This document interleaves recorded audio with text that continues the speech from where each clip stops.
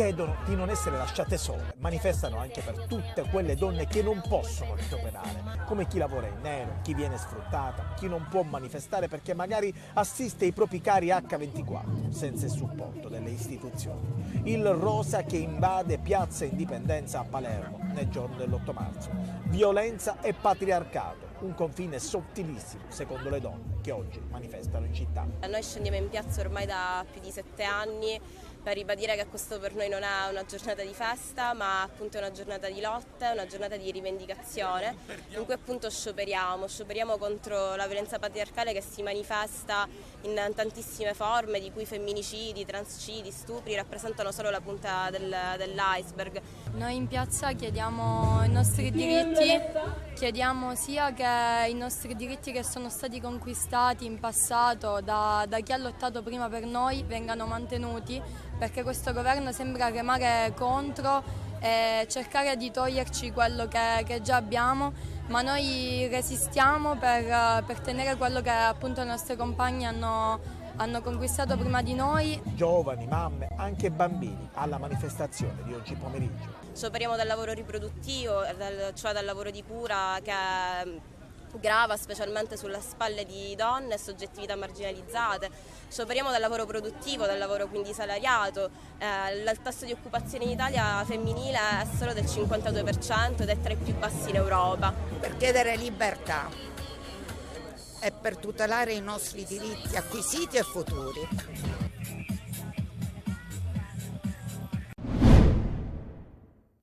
A Catania c'è un nuovo spazio di accoglienza per le donne sole vittime di ogni tipo di violenza e sarà curata dai padri vincenziani. È la risposta alla sempre più crescente richiesta dei più vulnerabili.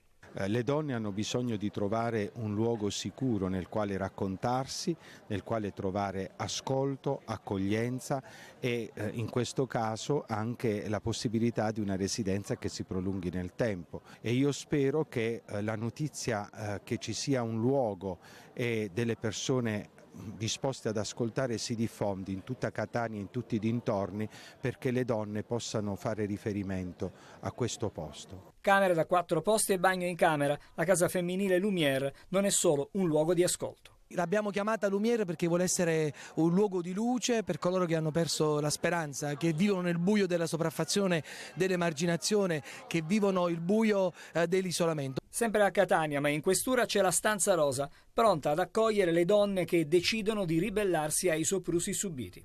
Accogliente, con libri, favole, giochi per bambini e ancora dipinti che aprono uno squarcio nel silenzio.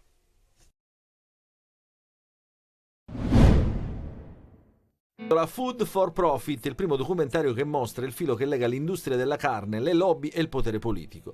Questa volta non solo mostriamo le immagini di quello che succede all'interno degli allevamenti intensivi, ma anche il fatto che questi allevamenti sono finanziati dai sussidi europei, quindi è la politica agricola comune che destina la gran parte del suo budget agli allevamenti intensivi che maltrattano gli animali, inquinano l'ambiente e sono un pericolo per future pandemie. Noi denunciamo questo. Il film, attraverso giornalisti in incognito e sotto copertura, attraverso un viaggio per l'Europa, racconta i maltrattamenti e la sofferenza inferta agli animali, ma anche lo sfruttamento dei lavoratori, l'inquinamento provocato dalle produzioni con conseguenze sulla salute delle persone e sulla biodiversità. Passa persino l'idea di produrre maiali a 6 zampe geneticamente modificati così da ricavare più prosciutti da un solo animale. Abbiamo presentato Food for Profit al Parlamento siciliano, il 20 marzo saremo anche al Parlamento italiano, nel frattempo si sta diffondendo a macchia d'olio nei cinema, nelle piazze, nei ristoranti italiani e quindi noi speriamo davvero che crei consapevolezza e che soprattutto metta fine a questi sussidi pubblici agli allevamenti intensivi.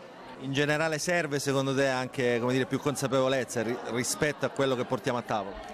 Purtroppo carne, formaggio, latte, non pensiamo mai a quale sia il vero costo legato a questi prodotti ed è quello che noi vogliamo mostrare con il documentario e poi ognuno di noi può farsi la propria idea e il proprio giudizio.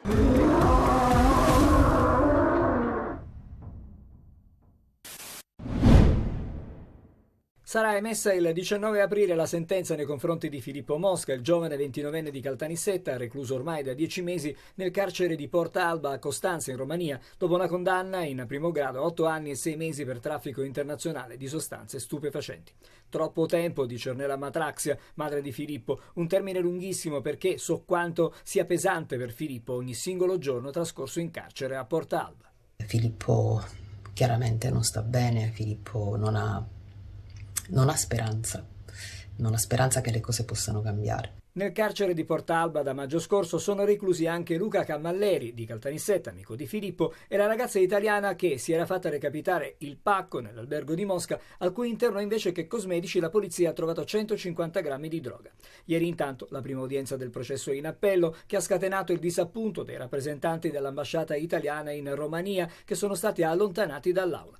2 le persone ammesse, tra le quali la mamma di Filippo. L'udienza è durata 1 ora e mezza, i giudici hanno deciso di far uscire tutti dall'aula, compresi i rappresentanti del governo dell'ambasciata italiana in Romania, quindi è stato un processo a porte chiuse. Il PM ha rilanciato le accuse, ma la difesa è stata vibrante. I giudici sono granitici, quindi non sappiamo davvero quali potranno essere le loro considerazioni rispetto ad una difesa di nuovo molto forte, basata sulla mancanza totale di prove, sulla irregolarità dello stato di fermo e anche delle trascrizioni delle intercettazioni ambientali. Filippo sembra non sperare più, non così questa madre che ha lottato incessantemente per la giustizia. Ci auguriamo che questa volta sia fatta giustizia, possiamo solo aspettare. Ancora uno sbarco con tragedia lungo le rotte dei viaggi della speranza. In 46 sono riusciti stavolta a raggiungere addirittura gli scogli di Lampedusa e sono sbarcati a Cala Pisana. La Guardia Costiera li ha intercettati quando erano già aggrappati proprio agli scogli. Uno dei migranti però non ce l'ha fatta, la stessa Guardia Costiera ne ha recuperato il cadavere. Dai primi accertamenti sembra che l'uomo sia morto dopo essere sbarcato a causa di un malore, forse legato proprio alla fatica del viaggio che è durato praticamente 2 giorni.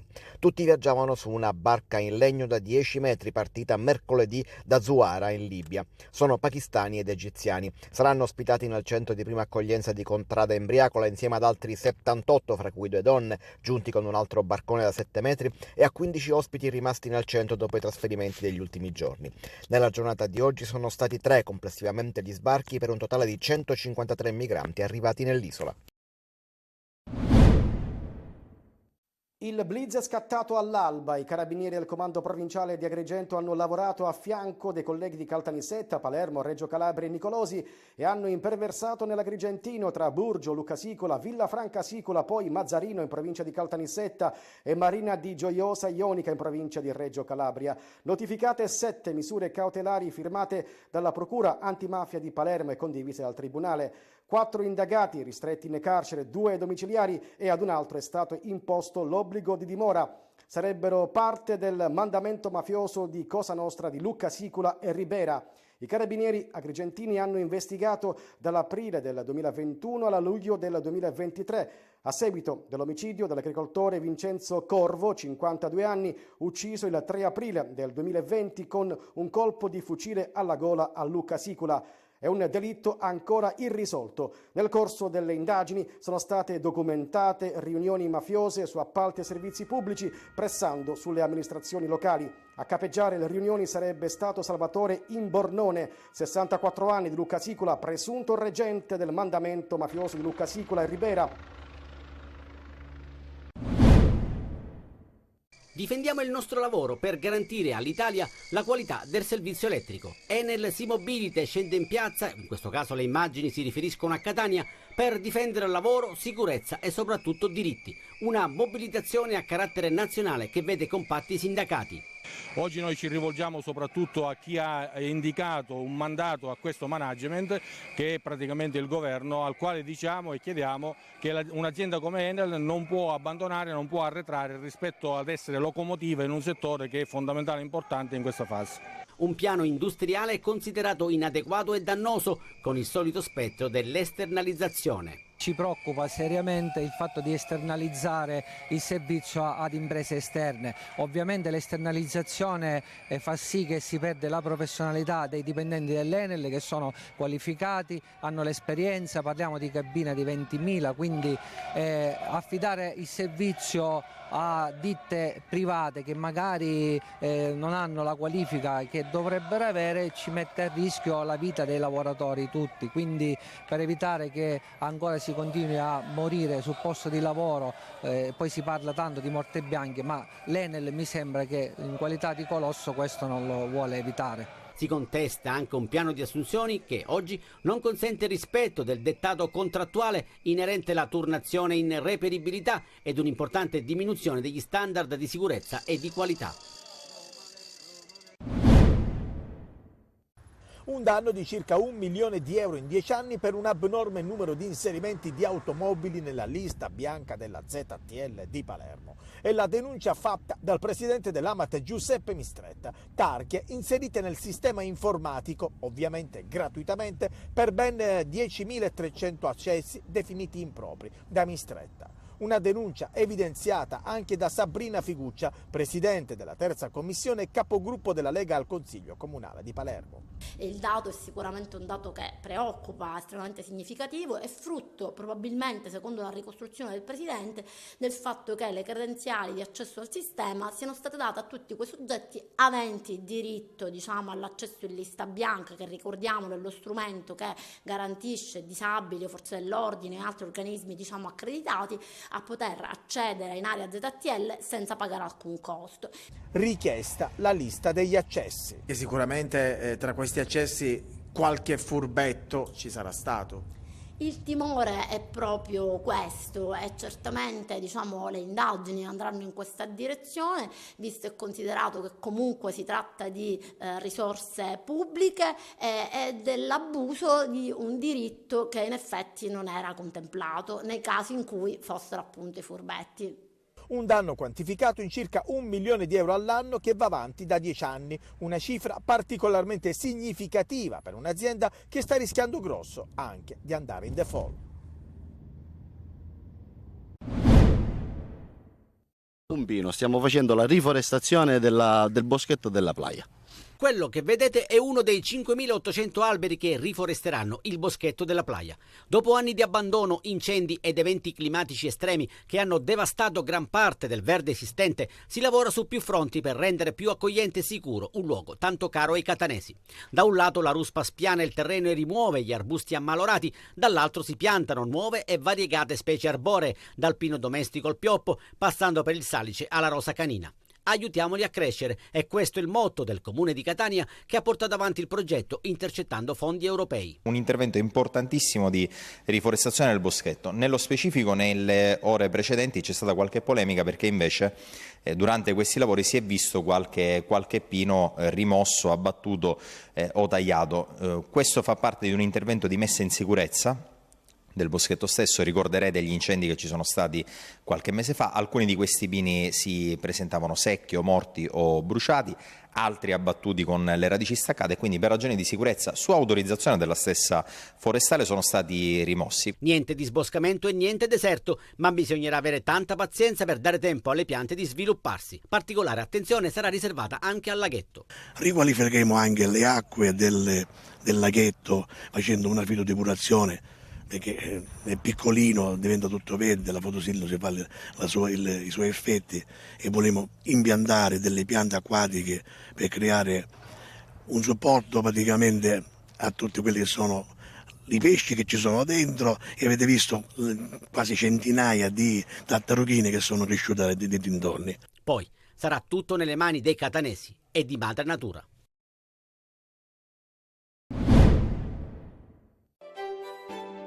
Da Messina a Siracusa la Sicilia valorizza il grande Antonello. Qui siamo al Museo Bellomo. In questa mostra 8 artisti contemporanei reinterpretano a modo loro l'Annunciazione. Hanno reinterpretato, riflettuto sul tema dell'Annunciazione. Ecco, non è un confronto con Antonello da Messina o con la sua opera, ma sul tema dell'annunciazione in chiave moderna. In galleria ci sono le grandi opere dei maestri del passato, ma c'è spazio anche per il presente. In questa tela di Salvatore Alessi, l'annunciata è una giovane nigeriana salvata dal mare. La coperta termica di oggi per richiamare il manto della Madonna. Antonio Nuccio,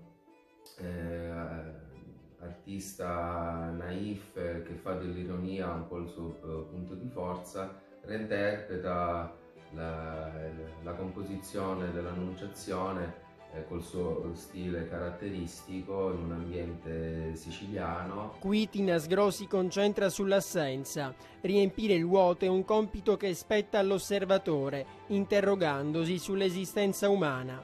Ma queste sono soltanto alcune delle opere in mostra a Ortigia.